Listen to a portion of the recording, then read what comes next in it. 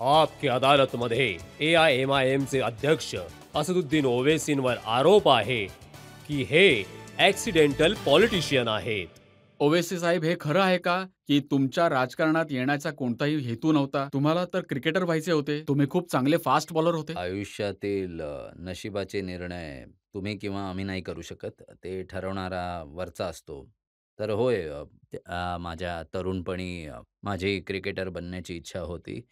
मग घरातल्यांनी समजावलं, की "तू अभ्यास कर, शिक्षण घे." मग मी त्यांचं बोलणं ऐकलं आणि मग मी शिक्षण घेण्यासाठी पुढे निघालो. तुम्हाला ती मॅच आठवते का, ज्यात तुम्ही 6 विकेट घेतल्या होय, तो होत्या? इस्मानिया विद्यापीठ विरुद्ध बंगळुरू विद्यापीठाचा इंटरसिटी फायनल होतं. उस्मान विद्यापीठाच्या मैदानात आणि मी त्यांचा ओपनिंग बॉलर होतो. तर मॅचमध्ये मी 6 विकेट घेतले आणि दुसरी बंगलोर युनिव्हर्सिटीमधून व्यंकटेश प्रसाद ओपनिंगला होता. तर त्याला 1 किंवा 2 विकेट मिळाले. साउथ झोन युनिव्हर्सिटीमधून मी सिलेक्ट झालो होतो, तो नाही. तर मग त्यानंतर क्रिकेटचा सगळा खेळ संपला आणि खूप मग मोठे मी नुकसान केले तुम्ही क्रिकेटचे. एक खूप चांगला बॉलर गमावला. नाही, नाही. माझा फायदा झाला खरं तर. आज नाही माहिती काय खेळामध्ये क्रिकेटमध्ये काय व्हायचं ते. बट माझ्यासोबत जेवढेही आमचे सहकारी होते, माशाअल्लाह चांगले खेळाडू होते, चांगले बॅट्समन होते, गोलंदाज होते. बट गोष्ट अशी आहे की आयुष्य एक प्रवास आहे. ते कोणत्या स्थानावर, कोणत्या मार्गावर तुम्हाला घेऊन जाईल काही माहीत आणि नाही. त्यानंतर तुम्हाला वकील व्हायचे होते. होय. वकिली मी केली, LLB केली लंडनमधून, लिंक्स इनमधून बाराट लॉ केला. अ, मला अमेरिकेला जाऊन LLM करायचं होतं, पण माझ्या वडिलांनी सांगितलं, की बॅरिस्ट्री कर म्हणून. मी ती केली. त्यांचा आशीर्वाद होता. मी यशस्वी झालो. काही तक्रार नाहीये. पण आमची एक तक्रार आहे, की तुम्ही एक चांगले हुशार, बुद्धिमान विद्यार्थी होता. McDonald'मध्ये काम केले. तुम्ही ऑक्सफर्ड स्टोअरमध्येही काम केले होय. अगदीच. हे बघा प्रत्येकजण करतात. जितके विद्यार्थी जातात मी काही एक्सेप्शन नाहीये. त्यावेळची माझ्याजवळ एक फोटो आहे, जो मी लोकांना दाखवू इच्छितो, की तुम्ही किती हँडसम दिसायचात.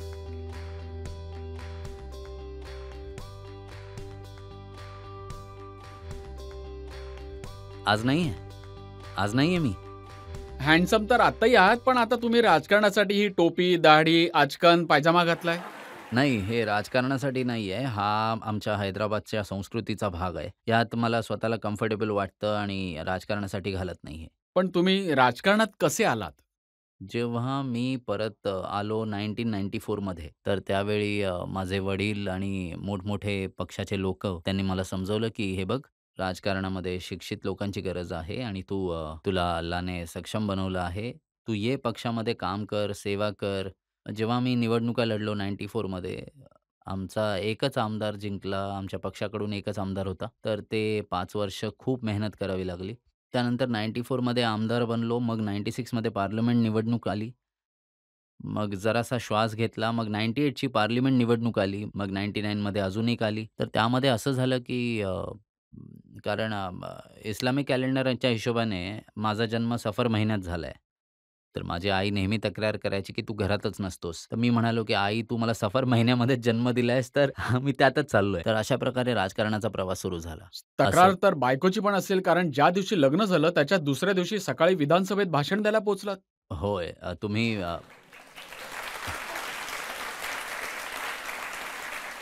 ही ही रजतजी तुम्हाला जुन्या जखमा खाजवण्याची खूप वाईट सवय आहे. तुम्ही तुमच्या घरी निघून जाल आणि मला पण जायचंय. तर बोलणं ही अशी गोष्ट आहे, की घरातली लोकं बोलत नाहीत, तर तो तुमचा एक वीक पॉइंट बनतो. तुमचाही कदाचित कधी-कधी वापर होत असेल तुमच्या खूप वेळा. विरोधात. 1-2 प्रश्न विचारू शकता आता पब्लिकमधून? विचारा. आता UAEमध्ये एक खूप मोठं हिंदू मंदिर बनलंय प्रधानमंत्री मोदीजींच्या मेहनतीने. तर त्या गोष्टीमुळे तुम्ही खुश आहात की नाही? नाही, हे तर मी UAEचा राजा ज्या दिवशी बनीन त्या दिवशी उत्तर देऊ शकीन. मी तर UAEचा राजाच नाहीये. ती फक्त विचारत आहे, की तुम्ही आनंदी आहात की दुःखी नाही, आहात? मी या गोष्टीसाठी आनंदी आहे, की तिथे UAEमध्ये आपले लाखो भारतीय लोकं कामं करतात. फॉरेन एक्सचेंज पण जातात.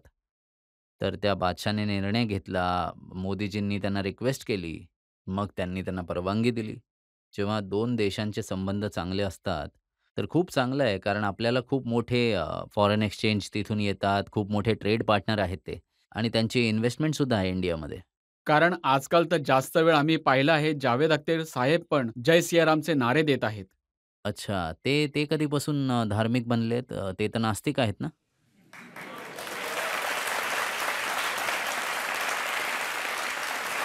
तर ते तर नोन फॅक्ट आहे. ते तर बोलत असतात, की मी कोणाला मानत नाही ते हे म्हणून. देखील म्हणाले, की भारतात जर लोकशाही किंवा डेमोक्रेसी टिकली असेल, तर ती फक्त हिंदूंमुळे टिकलेली आहे. नाही, ते खोटं बोलतायत. यासाठी की जर लोकशाही टिकली आणि जर टिकली राहील कोणत्याही परिस्थितीत, तर संविधान जे बाबासाहेब आंबेडकरांनी बनवलंय, हे बघा संविधान जे आहे ते गाईड करतं. कोणतीही कम्युनिटी आपल्या जागेवर आहे, पण त्याला सर्वांना देशाला गाईड करणारं ते संविधानच आहे ना. संविधान आपले रिलिजियस न्यूट्रल आहे आणि जोपर्यंत ते संविधान राहील मी मानतो की लोकशाही सध्या कमकुवत झालेली आहे, पण लोकशाही तर राहीलच. तुम्ही म्हणता, की कमकुवत पडली आहे, पण अनेक मौलाना, मौलवी, उलेमा आत्ताच बरेलवी उलेमा आहेत. मौलाना शहाबुद्दीन रिझवी. ते म्हणाले, जे सेक्युलर म्हणणारे मुसलमानांचा वापर करतात, मोदींना वोट द्या. तर मौलानांना तर हे हवंय, की मोदीजींकडून तिकीट घेऊन एम-पीची निवडणूक जिंकावी. सांगा यूपीकडून तिकीट घ्या. हे लोकं जर जग वाचवू शकले, तर बोलवा आम्हाला परत. तर मौलाना आहेत, बोलले बिचारे, खजूर खाल्ले असतील, तर बोलले. बोलावंच लागतं ना. पण तुम्ही बघत आहात, की आजकाल काळ बदलला आहे. पूर्वीचे लोकं मुसलमान आणि त्यांच्या मतांबद्दल बोलत होते. आता फक्त हिंदूंच्या मतांबद्दल बोलतात, राम मंदिरबद्दल बोलतात. नाही 2014 मध्ये नरेंद्र मोदी भारताचे प्रधानमंत्री झाले होते. तेव्हा ते भाषणात बोलले होते, की "मी आज या गोष्टीचं तुम्हाला अभिनंदन करतो, की तुम्ही आज समजला मोडून टाकलं मुस्लिम वोट बँकला." मुस्लिम वोट बँकचं एक समज आहे ही आख्यायिका आहे, जी कधीही वास्तवांशी संबंधित नाहीये. या देशामध्ये नेहमीच मेजॉरिटी वोट बँक राहिलेली आहे. पण मुसलमानांना एक मोहक आणि खूप सारे सुंदर गोष्टी आहेत. तुमची वोट बँक. अरे बाबा, तुमची वोट बँकच नाहीये. जर तुमची वोट बँक असती, तर मग किती एम-पी जिंकू शकले असते लोकसंख्येच्या बाबतीत. आणि नरेंद्र मोदींनी तर मुसलमानांना राजकीय दृष्टी उपेक्षित केलंय. ते मुसलमानांच्या मतांबद्दल बोलत सुद्धा नाहीत. कोणाला तिकीट सुद्धा देत नाहीत. त्यांच्याजवळ एक सुद्धा मुस्लिम एम-पी नाहीये. एक मुस्लिम मिनिस्टर नाहीये. हे सत्य आहे, की आता त्यांना गरजच नाहीये. बी-जे-पीला अगदी पूर्णपणे दुर्लक्षित केलंय सामाजिकदृष्ट्या मुस्लिम मायनॉरिटीला देशामधून. पण तेजस्वी यादव बोलत आहेत, आजकाल ते म्हणत आहेत, की आईसोबत वडीलही. नाही, नाही, नाही. हे त्यांची पद्धत ही आहे, की यादवच मुख्यमंत्री बनणार आणि मुसलमान शिष्य बनून राहणार. ते फक्त वायवर विश्वास ठेवतात. एमचा फक्त वापर करतात सत्तेमध्ये येण्यासाठी आणि त्यानंतर एमला खूप लांब ठेवतात. पण बिहारमध्ये तुम्ही गेला होता, तिथे तुमचे एम-एल-ए सोडून निघून गेले. तिथे आमच्या एम-एल-एला आर-जे-डीनी विकत घेतलं. 5 नाही 5 आमचे एम-एल-ए जिंकले होते. आम्ही लोकांनी 4 वर्ष मेहनत केली आणि 5 एम-एल-ए सीमांचल जी भारताची सर्वात बॅकवर्ड जागा आहे, तिथून आमचे एम-एल-ए जिंकून आले. तर लालूजींचे प्रयत्न पहिल्या दिवसांपासून हेच होते. मी सांगतो तुम्हाला ते तुरुंगात होते तेव्हा मला फोन करायचे. मी फोन उचलायचो नाही त्यांचा. खूप लोकं बोलले, की आपल्या फोनवरून नका करू, दुसऱ्या फोनवरून करा. तर मी म्हणालो, की माझा फोन तर पूर्ण जग ऐकतंय. मी का बोलू एका तुरुंगातल्या कैदीबरोबर? मग त्यांचा अजून एक माणूस आला. मी म्हणालो, "मी नाहीच बोलणार." ते म्हणायचे, की "तुमचे एम-एल-एज आम्हाला द्या." मी म्हणालो, "का देऊ आमचे एम-एल-एज? तुम्ही आमचे 5 एम-एल-एज जिंकले, तर त्यातले 4 जणांना बैमानाला तुम्ही विकत घेतलत आणि विकत घेऊन सीमांचलमध्ये तुम्ही काय केलंत? काही फायदा नाही केला सीमांचलचा. आता काय झालंय? आता त्यांच्याकडे सत्ता गेलीये. आता तेजस्वीला विचारावं लागेल, की हाऊ डू यू फील? मजा येतेय का तुम्हाला आता? पण यात तेजस्वीची काय चूक आहे? काकांनी पलटी मारली आहे ना? मी फक्त 19 सीट लढतो, तर मी वोट कापणारा बनून जातो आणि तुम्ही बी-जे-पीला 2-2 वेळा सत्ता देता, तर तुम्ही राजा हरिश्चंद्र झालात. तुम्हीच सांगा काय आहे हे? एवढं कसलं हे पॉलिटिकल ऑपोझिशन आहे? यावरून एक गोष्ट सिद्ध होते, की कोणालाही नकोय, की या देशामध्ये मुसलमानांचे राजकीय नेतृत्व बनले पाहिजे. बघा, किती सारे नेते आहेत, जसे ममता बॅनर्जी. त्यांच्याबद्दल तर असे मानले जाते, की ते मुसलमानांचे हितचिंतक आहेत मला आणि समजतंय बघा रजतजी मला समजतंय तुम्ही मला कुठे घेऊन चाललायत. पण तुम्ही काळजी करू नका मी तुम्हाला उत्तर देईन जेव्हा तुम्ही मला तिथे घेऊन जाल. तर हे अगदी बरोबर आहे. तुम्ही आणि मी कधी मालदा, मुर्शिदाबादला गेलो, तिथे जेव्हा तुम्ही जाऊन पाहाल, की तिथे जमिनीमध्ये जे पाणी आहे, WHO लिमिट्सपेक्षा जास्त आर्सेनिक त्यामध्ये आहे. तुम्ही उद्या त्या जागेवर गेलात आणि कोणत्याही मुस्लिम महिलेच्या बोटाला पाहिलत ना, तर तुम्हाला दिसेल की त्या बोटांवर जखमा आहेत, कारण त्या बिडी बनवतात. आता मला सांगा की सेक्युलरिझमचा अर्थ काय आहे? काय सेक्युलरिझम करत आहात तुम्ही? किती शेअर आहे तुमचा गव्हर्नमेंट एम्प्लॉयमेंटमध्ये?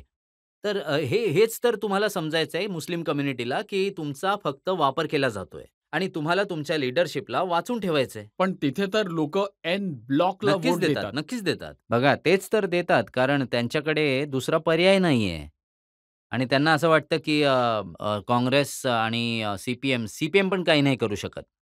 लेफ्ट फ्रंटची गव्हर्नमेंट होती, पण तिथे सोशल इकॉनॉमिक हेल्थ इंडिकेटर्स बंगालच्या मुसलमानांचे खूप वाईट आहेत. हे कोणच नकारू शकत नाही. डेटा आहे त्याचा. आणि तुम्ही बजेट काय देता? बजेट पण खूप कमी देता. पण मुसलमानांना सिम्बॉलिझम खूप आवडतो. आता रमजान येईल तर चीफ मिनिस्टर स्वतःच्या डोक्यावर पूर्णपणे बांधून येऊन बिस्मिल्ला रहमान रहीम आणि आम्ही खुश. अरे त्यांनी बिस्मिल्ला रहीम बोलले. अरे बाबा बिस्मिल्ला रहमान रहीम तर झालं, पण तुमचं बिस्मिल्ला होतंय त्याचं काय? त्याची काळजीच नाहीये. तर ह्या गोष्टी आहेत. तर तुम्ही मतासाठी वापर तर करून घेता, पण त्याचा काही फायदा तरी द्या. आता फायदा जर नाही दिला, आता तुम्ही जर बघाल तर तिथे गडबड चालली आहे. शाहजहां शेख. नक्कीच. तुम्ही असल्या लोकांना का प्रमोट करता? तुम्ही का त्यांना पुढे घेऊन जाताय? आता बीजेपीला संधी मिळाली, की हिंदू-मुस्लिम करण्याची. खरं तर शहाजहां शेखचे दोन्ही साथीदार हिंदू आहेत. तर ह्या गोष्टी आहेत. मी स्वतः मालदा, मुर्शिदाबादला स्वतः जाऊन बघून आलोय. तिथली बीजेपीला तर परिस्थिती संधी वाईट आहे. यामुळे देखील मिळत आहे, की आजकाल सगळे लोक बीजेपीच्या दिशेने जात आहेत. अशोक चव्हाण पण बीजेपीमध्ये गेले आहेत. नाही, यूपीमध्ये जेवढे समाजवादी पार्टीचे अप्पर कास्टचे एम-एल-एज होते, त्यांनी बीजेपी कॅन्डिडेटना वोट दिले. जयंत चौधरी साहेबांची पार्टीमधले जे 9 एम-एल-ए आहेत, त्यांनी सुद्धा बीजेपीला वोट दिलं. अशोकराव चव्हाण जे आम्हाला शिव्या देत होते, नांदेड, मी जेव्हा पण नांदेडला जायचो, ते म्हणायचे की बी टीम आली, सावध राहा यांच्यापासून. आता तेच जाऊन बसले तिथे जे आम्हाला बोलायचे की आम्ही सामील आहोत. तसं चांगलंच आहे की अनेकांचा पर्दाफाश होतोय आणि खूप लोकं सांगतायत, बघतायत की कसे लोकं सेक्युलरिझमचा हिमाचल वापर प्रदेशात करतायत. तर सरकारच पलटेल. अगदीच सरकार निघून गेली आहे. सरकार नक्कीच गेलेत. आता चांगलं हे झालं, की मी 10-15 दिवस आधी हिमाचलला नाही गेलो. जर गेलो असतो तर माझ्यावर आरोप लावले असते, की ह्यानी सगळं केलं. ह्यांचेच एम-एल-ए जातायत. ह्यांचे क्रॉस वोटिंग करतायत आणि अनावश्यक अभिषेक मनु सिंघवी साहेबांना यांनी हरवलं. महान वकील, तुम्ही त्यांचा पराभव केला तिथे. ही त्यांची चूक आहे. आता हेच तर मी बोलतोय ना, की तुमच्यामध्ये करेज ऑफ कन्व्हेन्शनच नाहीये. तुम्ही नरेंद्र मोदींच्या आयडिओलॉजीवर स्पर्धा कराल, तेव्हाच तर तुम्हाला खरं तर कामं मिळतील. तुम्ही म्हणाल, की नाही आम्हीच त्यांच्यापेक्षा हिंदुत्वात मोठे नेते आहोत. जाटांचा नेता असेल, ठाकूरांचा असेल, ब्राह्मणांचा असेल, यादवांचा असेल, कुर्मींचा असेल, कुशवाहांचा असेल, मराठ्यांचा असेल, दलितांमध्ये 2 समुदायांचा असेल, ओबीसीचा नेता असेल. भारताचे प्रधानमंत्री पार्लमेंटमध्ये उभे राहून बोलतात, की मी सर्वात मोठा ओबीसी आहे. पण मुसलमानांचा कोणीच नसेल. भावांनो, 17 कोटी लोकसंख्या आहे आणि जर तुमचं कोणतंच पॉलिटिकल लीडरशिप नसेल, तर हे आपल्या लोकशाहीसाठी चांगलं आहे का? तुम्हाला तर 28 वर्ष झाली प्रयत्न करता तुम्ही का उभी करू शकला नाहीत लीडरशिप? सर आयुष्य मी तुम्हाला सांगतोय 28 वर्ष जो आजार 45 वर्षांपासून कॅन्सरसारखा पसरला असेल, तो 28 वर्षात संपून जाईल? सर्वात मोठी चूक जी मुसलमानांनी केली आहे, पोस्ट इंडिपेंडंट लखनौच्या त्या मैदानात उभे राहून बोलणे, की आम्ही राजकारणात भाग घेणार नाही. आम्ही राजकीय नेतृत्वापासून माघार घेऊ आणि आम्ही या पक्षावर विश्वास ठेवू.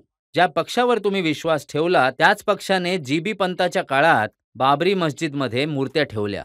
त्याच पक्षाने मलियाना, हासिमपुरा, नेलीमध्ये दंगे केलेत.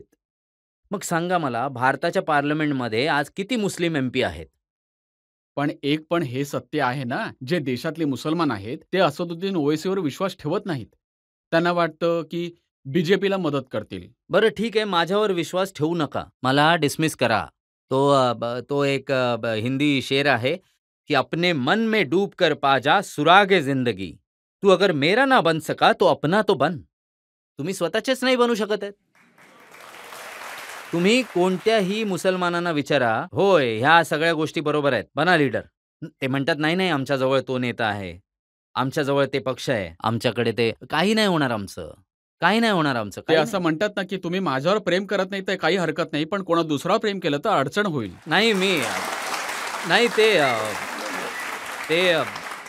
असं आहे, की रजतजी त्यांच्या कॉलेजच्या काळातल्या गोष्टी सांगतायत. त्यांच्या मागेही एक कथा आहे. तर माझं प्रकरण असं नाहीये. माझं हे म्हणणं आहे, की तुम्ही माझ्यावर प्रेम नाही करत आहे ठीक आहे, पण दुसऱ्यावर तर करा. अरे तुम्ही कोणावर प्रेम करा, कोणाला स्वीकारा. तुम्ही कधीपर्यंत अशा बेवफाईच्या गोष्टी सांगत फिरणार आहात? अरे बाबा कोणाला तरी स्वीकारा. जेव्हा शिखांनी त्यांचे नेतृत्व तयार केले, प्रत्येक समुदायाचे नेतृत्व आहे. ह्याला कोणीच नकारू शकत नाहीये. पण जिथे मुसलमानांच्या पॉलिटिकल एम्पॉवरमेंटचा मुद्दा येईल, जिन्नाची आठवण ताजा केली जाते. अरे बाबा जिन्नाला आम्ही नाकारलंय. आम्ही नाकारलंय जिन्नाला, त्यामुळे आम्ही आज इथे आहोत आणि मरेपर्यंत इथेच राहू. पॉलिटिकल लीडरशिप जर नाही राहिली, तर ह्याच प्रकारे आम्हाला ओढलं जाईल, वापर केला जाईल आमचा आणि न्याय नाही मिळणार आम्हाला.